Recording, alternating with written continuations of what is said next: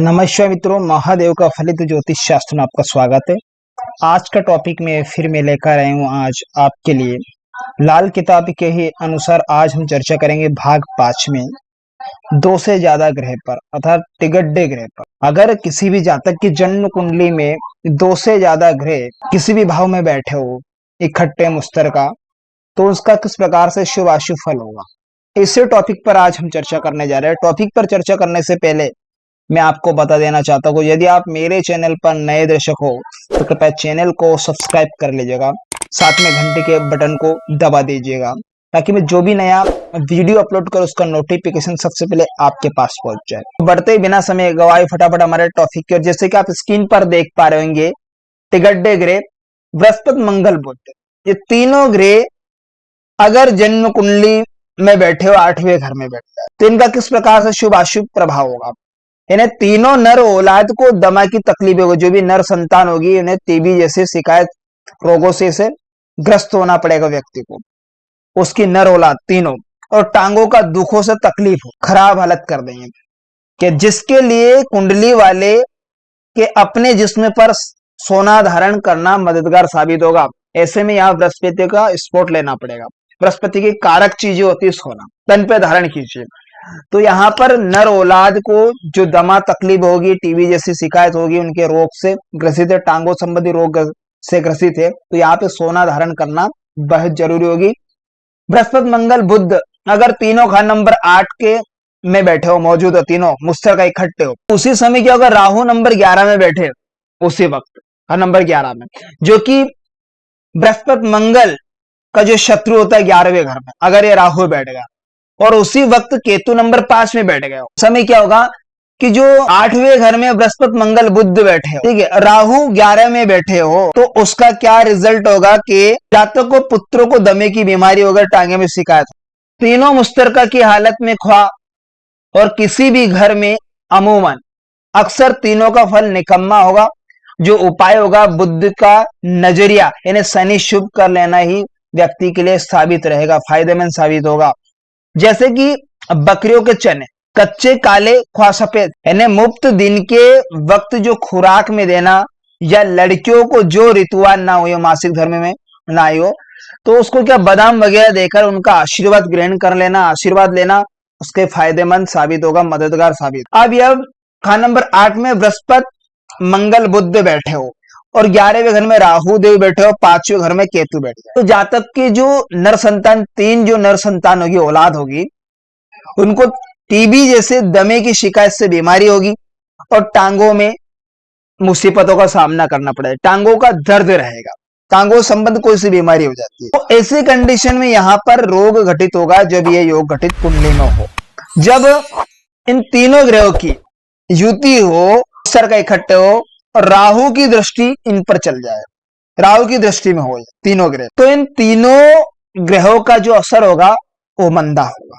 अब मंदा, तो मंदा किस से, पिता बाबा दादा के सुखों को, कमी को खराब करेगा, प्रॉपर्टी घर के सुख शांति को खराब करेगा, कुटुंब परिवार को खराब करके रख देगा, मामा के सुखों को, तकलीफों को सामना करना पड़ेगा, ब्लड से संबंधित, खून से संबंधित खराबी बीमारियां देखने को मिलेगी, स्किन संबंधित प्रॉब्लम को करेक्ट करेगा, बुद्ध नसों से संबंधित जो कारक ग्रह होते हैं, वाणी संबंधित, यह भी खराब होगा, बेन बुआ बेटी के समस्या को सामना करना पड़ेगा। इतना खराब यहाँ पर जब राहु की दृष्टि इन पर हो तो मंदा प्रभाव होगा। तो जातक को सबसे पहले उपाय करना बेहद जरूरी है, तन पे सोना धारण करिए, ऐसे में बृहस्पति को कायम होगा, बृहस्पति के स्पॉट मिलेगा। शनि के उपायों को मददगार साबित होगा, तो शनि को उपाय द्वारा बुद्ध को भी ठीक कर ले, इन्हें सफेद काले कच्चे चने बकरी को खिलाए। अब शनि और बुद्ध को मेल कर, ठीक है, बकरी को खिलाना है काले चने, तो कन्या को बादाम देकर उनसे आशीर्वाद ग्रहण करे। कन्या वो होनी चाहिए जो ऋतुवान ना, मासिक धर्म ना आया हो, ऐसी कन्याओं का उनसे आशीर्वाद लीजिए बादाम वगैरह देकर, तो ऐसे में यहाँ पॉजिटिव रिजल्ट मिलेगा इस योग का। बात कर लेते हैं अब बृहस्पति मंगल शनिश्चर, अगर तीनों ग्रह मुश्तरका इकट्ठे हो तो क्या होगा, तीनों को सिवाय खान नंबर 2 दूसरे घर को छोड़ मर्दे की कमी होगी, बृहस्पति मंदा होगा, बृहस्पति मंदा होगा, और जिसकी वजह से बाप दादा की तमाम पैतृक संपत्ति से संबंधित चीजों को बेचकर अपनी खुद की साख्ता, यानी तीनों ही ग्रहों की संबंधित चीजों, कारोबार, रिश्तेदार संबंधित अपनी कमाई से या अपनी हिम्मत से खुद पैदा की हुई हो, काम हो जाने तक माकूल आमदन होते हुए भी कजोई जेरवार बोझ तले होगा, जो उसके सामने रहे बर्बाद हो या खोया बृहस्पति श्राप देने वाला साधु होगा, जो एक तरफ से तो डाकुओं को तो डाका लगाने पर लगा दे और दूसरी तरफ क्या होगा, वो चोरों को सरगना कर दे। गृहस्थियों को कहे कि ये लो, वो डाकू माल उठाकर भागने वाला है, तो इसको क्या होगा, इसको पकड़ लो।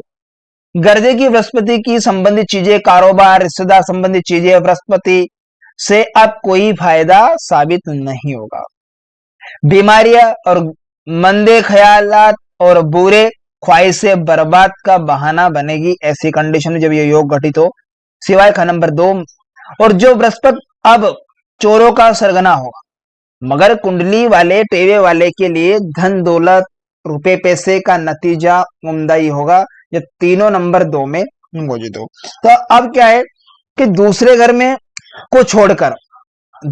को छोड़कर किसी भी घर में बैठ जाए या युति, तीनों टिगड्डे ग्रह बृहस्पति मंगल शनिदेव, तो यहां पर क्या होगा कि जातक के परिवार में पुरुष की कमी हुई, और यहां पर बृहस्पति स्वयं नीच का होने से माता पिता की जो बनाई हुई पैतृक संपत्ति चीजों को बेचकर उनके द्वारा कमाई करके सब कुछ होते भी व्यक्ति कर्जदार बन जाता है, और उसके क्या होगा कि जो घर के सामने रहे वह व्यक्ति बर्बाद हो जाता है। जो भी ऐसी कंडीशन में बृहस्पति साहस की जो दोहरी चाल चलता है, तो बृहस्पति से संबंधित चीजें जो होगी वो कारोबार, रिश्तेदारों से कोई लाभ नहीं होगा। ऐसी कंडीशन है पिता बाबा दादा का तो वो संपत्ति प्रॉपर्टी उड़ा ही देता है, खराब कर ही देता है।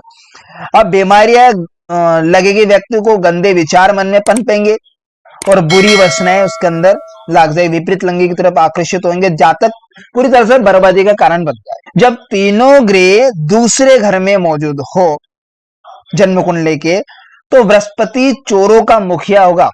जो बृहस्पति होगा यहाँ पर चोरों का मुखिया होगा, लेकिन क्या होगा कि व्यक्ति के लिए धन संपत्ति का जो परिणाम होगा, जो रिजल्ट होगा, वो शुभ साबित ही रहता है। अब यहाँ पर रेमेडी क्या करे, अशुभ हो कंडीशन हो, तो हमें शनि का उपाय द्वारा इसे ठीक करना बेहद जरूरी है, क्योंकि बृहस्पति मंगल दोनों मित्र ग्रह हैं, लेकिन शनि यहाँ पर आकर आर्टिफिशियल राहु का निर्माण कर लेता है। मंगल शनि का मेल होने पर राहु आर्टिफिशियल, यहाँ पर बेहद अशुभ कंडीशन होगी। नेक्स्ट टिगड्डे ग्रह पर हम चर्चा करेंगे, बृहस्पति मंगल केतु। अगर बृहस्पति देव, मंगल देव, केतु देव जन्म कुंडली में किसी भी भाव में बैठ जाए, तो क्या होगा, खुद अपनी किस्मत और केतु 45 वर्ष जो 35 साल जो चक्र देखेंगे, वहां पर केतु का जो आयु होगी 45 साल की उम्र तक मंदे होंगे। अगर 45 साल की उम्र तक तो लंगड़ा भाई गो निर्धन, मगर क्या होगा, सहायता देने वाला होगा, मददगार होगा। अब बात अजा वो भाई भी बेमानी होगा। शनि के पत्थर को बृहस्पति के पीले रंग बातों उपाय सुगंधित करे तो फायदेमंद साबित होगा शनि के पत्थर को। अब बृहस्पति मंगल केतु देव की स्थिति पर हम देखें, तीनों ही किसी भी घर में बैठ जाए तो व्यक्ति का जो नसीब होगा, भाग्य, वो संतान होगी केतु, जो 45 वर्षों तक मंदा साबित होगा। अब जैसे 45 वर्ष गुजरने के बाद एक जो भाई होगा, एक पैर से लंगड़ा या निर्धन भी होता है, तो बुद्ध व निर्धन भी हो तो मददगार बनता है। उसके बावजूद क्या होता है, वह भाई भी साथ छोड़कर चला जाता है। अब उपाय क्या होगा ऐसे में कि जो शनि देव का जो पत्थर काला ही रहे, जो बृहस्पति की जो पीले रंग होगा, उस रंग में से रंग कर उस पत्थर को घर में स्थापित करने से व्यक्ति का स्फोट अच्छा मिलेगा, पॉजिटिव रिजल्ट होगा। और बादाम पीले करके, पीले रंग में कर घर में रखने से ठीक पोजीशन बनेगी। अब बादाम, शनि और बृहस्पति, यहाँ पीला रंग, जर्द रंग, तो यहाँ पर ये कंडीशन बृहस्पति मंगल केतु का पॉजिटिव रिजल्ट होगा। अब यहाँ पर करा क्यों? क्योंकि मंगल केतु यहाँ दोनों नेगेटिव होता है, यानी दोनों शत्रुता के हैं।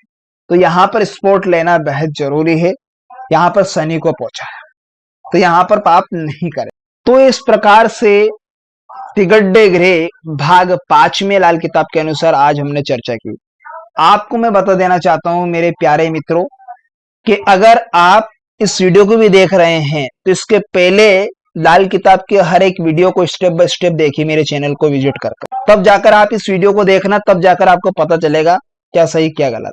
अन्यथा आपको कुछ भी पता नहीं चलेगा क्या समझा रहे क्या नहीं। इससे पहले आप हर एक वीडियो को स्टेप बाय स्टेप देखिए पूरा, तब जाके आपको समझ में आएगा। क्योंकि लाल किताब को समझना कोई खेल नहीं है। तो आप इन ग्रहों की तासीर, ग्रहों की वस्तुएं, ग्रहों का घर, ग्रहों का भाव, इन सभी को बारे में समझना बेहद जरूरी है। तब ये वीडियो आप देखिए तो आपके फायदेमंद साबित होगा, अन्यथा कुछ भी पता नहीं चलेगा। तो आशा करता हूं आज का टॉपिक आपको बेहद इंटरेस्टिंग समझ में आएगा। तो मिलते हैं किसी नेक्स्ट वीडियो में, तब तक के लिए आप मुझे दीजिएगा इजाजत। नमस्कार मित्रों।